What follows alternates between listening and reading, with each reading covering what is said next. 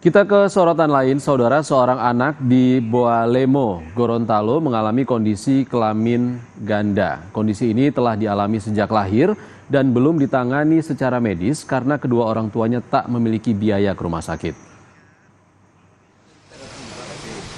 Seorang bocah berusia 10 tahun ini tinggal bersama kedua orang tuanya di rumah bantuan pemerintah desa di Desa Potanga, Kabupaten Boalemo, Gorontalo. Di tengah segala keterbatasan ekonomi, bocah yang masih duduk di bangku sekolah dasar ini mengalami kelainan kelamin ganda sejak lahir.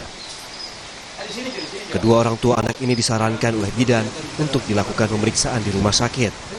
Namun, karena keterbatasan biaya, hingga kini anak ini belum sama sekali diperiksa.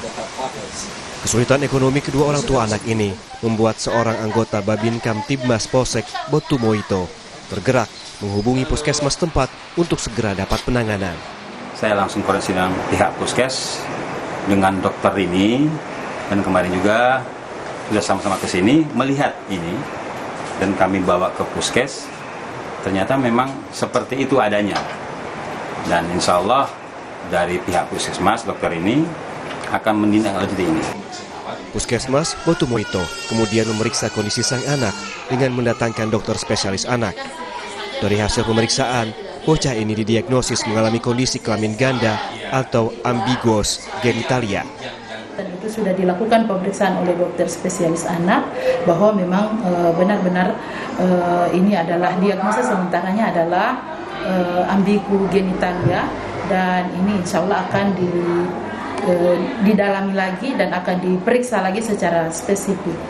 Bantuan dari pemerintah dan donatur bisa jadi harapan satu-satunya bagi keluarga ini agar sang anak bisa secara rutin menjalani pemeriksaan di rumah sakit, serta pendampingan psikologi agar kondisi mental bocah ini tetap terjaga. Mamat Kaida, Kompas TV, Boalemo, Gorontalo.